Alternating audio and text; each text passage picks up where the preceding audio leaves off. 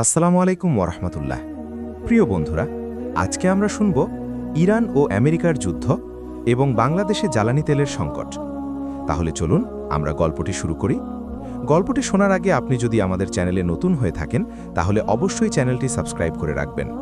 একদা এক সময় যখন পৃথিবীর বুক জুড়ে আধুনিকতার জয়জয়কার, বিজ্ঞানের অগ্রযাত্রা মানবজাতিকে পৌঁছে দিয়েছে এক নূতন দিগন্তে, তখনও মানুষের অন্তরে লোভ, ক্ষমতা আর অহংকারের বিষবাষ্প দাউ দাউ করে জ্বলছিল। এই লোভ আর ক্ষমতার দ্বন্দ্বে জড়িয়ে পড়ল দুটি দেশ, একটি মুসলিম সংখ্যাগরিষ্ঠ দেশ ইরান এবং অন্যটি ইহুদি সংখ্যাগরিষ্ঠ দেশ আমেরিকা। তাদের মধ্যে শুরু হলো এক ভয়াবহ যুদ্ধ, যা আধুনিক মারণাস্ত্রের ঝনঝনানি আর ধ্বংসের তাণ্ডবে পৃথিবীকে কাঁপিয়ে তুলল। এই যুদ্ধ শুধু ভূখণ্ড দখলের লড়াই ছিল না, ছিল আদর্শের সংঘাত, যা বৈশ্বিক স্থিতিশীলতাকে হুমকির মুখে ঠেলে দিয়েছিল। এই যুদ্ধের ভয়াবহতা শুধু রণক্ষেত্রেই সীমাবদ্ধ রইল না, এর ঢেউ আছড়ে পড়ল বিশ্বের প্রতিটি প্রান্তে। বিশেষ করে হরমুজ প্রণালী, যা বিশ্বের তেল বাণিজ্যের এক গুরুত্বপূর্ণ ধমনী, তা বন্ধ হয়ে গেল। এই সংকীর্ণ জলপথ দিয়ে প্রতিদিন কোটি কোটি ব্যারেল তেল পরিবহন করা হয়, যা বিশ্বের অর্থনীতির চালিকা শক্তি। যখন এই ধমনী বন্ধ হয়ে গেল, তখন বিশ্বজুড়ে জ্বালানি তেলের তীব্র সংকট দেখা দিল। এই সংকটের কালো ছায়া পড়ল সুদূর বাংলাদেশেও, যেখানে আধুনিক জীবনযাত্রার অবিচ্ছেদ্য অংশ হয়ে উঠেছে পেট্রোল চালিত যানবাহন। দেশের অর্থনীতিতে এর প্রভাব ছিল সুদূর প্রসারী, যা সাধারণ মানুষের জীবনযাত্রাকে দুর্বিষহ করে তুলল। আকাশে যুদ্ধের মেঘ ঘনিয়ে আসছিল বেশ কিছুদিন ধরেই। ইরান তার পারমাণবিক কর্মসূচি এবং আঞ্চলিক প্রভাব বিস্তারের আকাঙ্ক্ষা নিয়ে বিশ্বমঞ্চে এক শক্তিশালী অবস্থানে ছিল। দেশটির ধর্মীয় নেতারা পশ্চিমা বিশ্বের আধিপত্যকে চ্যালেঞ্জ করে আসছিলেন, যা আন্তর্জাতিক সম্পর্কে এক ধরনের উত্তেজনা সৃষ্টি করেছিল। অন্যদিকে আমেরিকা তার বৈশ্বিক আধিপত্য এবং ইসরায়েলের প্রতি অবিচল সমর্থন নিয়ে ইরানের প্রতি ছিল কঠোর অবস্থানে। তাদের মধ্যে দীর্ঘদিনের অবিশ্বাস আর বৈরিতা ছিল, যা ছোটখাটো ঘটনাকেও বড় সংঘাতে রূপ দিতে পারত। কূটনৈতিক আলোচনা, নিষেধাজ্ঞা আর হুমকি ধমকির পালা শেষ হয়ে যখন যুদ্ধের দামামা বেজে উঠল, তখন বিশ্ববাসী এক অজানা আশঙ্কায় প্রহর গুনতে শুরু করল। সংবাদ মাধ্যমগুলো প্রতিনিয়ত যুদ্ধের খবর প্রচার করছিল, যা মানুষের মনে ভয় ও অনিশ্চয়তা বাড়িয়ে দিচ্ছিল। যুদ্ধের প্রথম আঘাত হানল হরমুজ প্রণালীতে। এই সংকীর্ণ জলপথ দিয়ে বিশ্বের প্রায় 1/5 তেল সরবরাহ হয়। যখন উভয় পক্ষই এই প্রণালীর নিয়ন্ত্রণ নিয়ে মরিয়া হয়ে উঠল, তখন তা বন্ধ হয়ে যাওয়া ছিল সময়ের ব্যাপার মাত্র। যুদ্ধরত দেশগুলো একে অপরের বাণিজ্যিক জাহাজ চলাচলে বাধা দিতে শুরু করল, যা পরিস্থিতিকে আরও জটিল করে তুলল।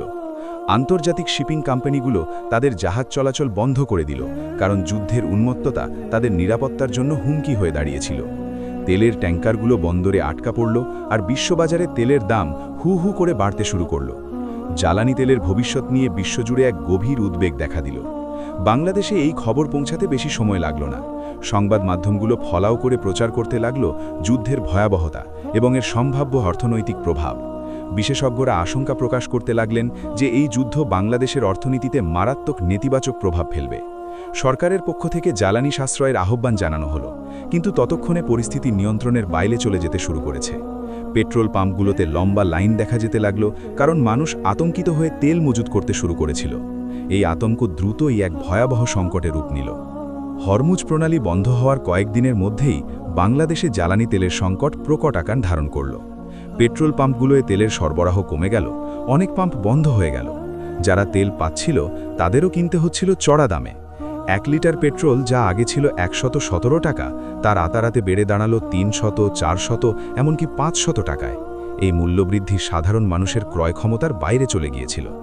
এই সংকট সবচেয়ে বেশি আঘাত হানল সাধারণ মানুষের দৈনন্দিন জীবনে। আধুনিক যুগে বাইক, গাড়ি আর গণপরিবহন মানুষের যাতায়াতের প্রধান অবলম্বন। কিন্তু তেলের অভাবে বাইক চালানো বন্ধ হয়ে গেল, গণপরিবহনগুলো সীমিত হয়ে পড়ল। যারা প্রতিদিন অফিসে যেত তাদের জন্য অফিসে পৌঁছানো এক দুঃস্বপ্নে পরিণত হলো।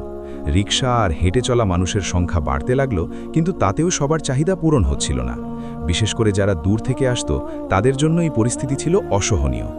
শহরের রাস্তাঘাটগুলো এক ভিন্ন চিত্র ধারণ করল।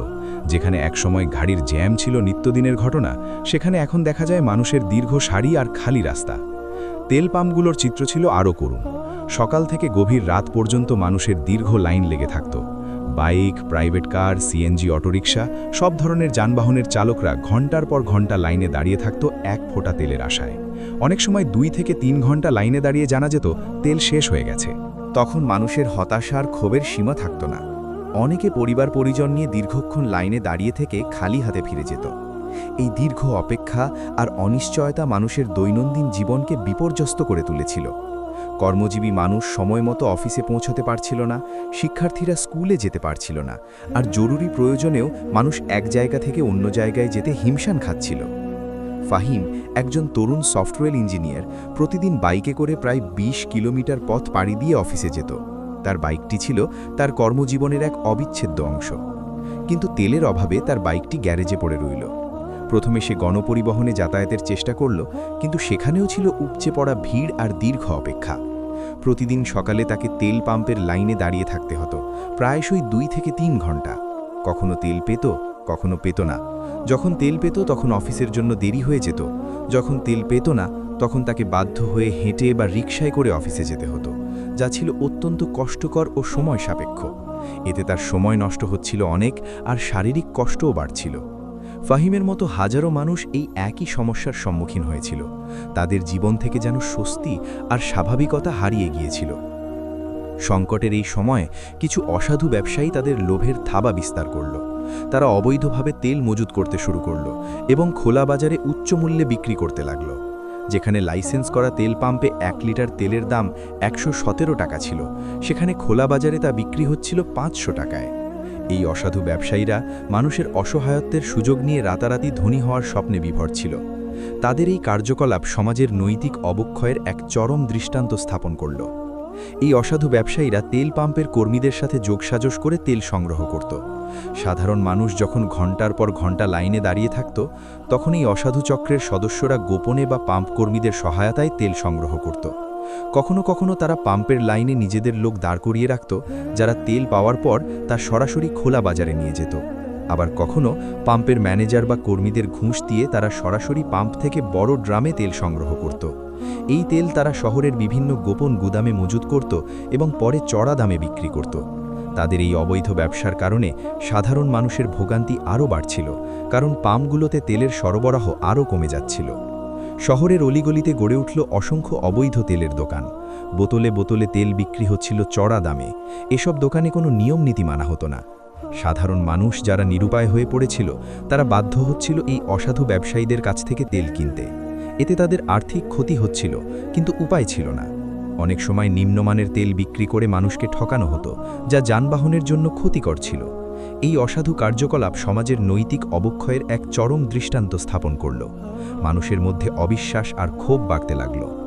ইসলাম ধর্মে মজুতদারি এবং অতিরিক্ত মুনাফা লাভের তীব্র নিন্দা করা হয়েছে।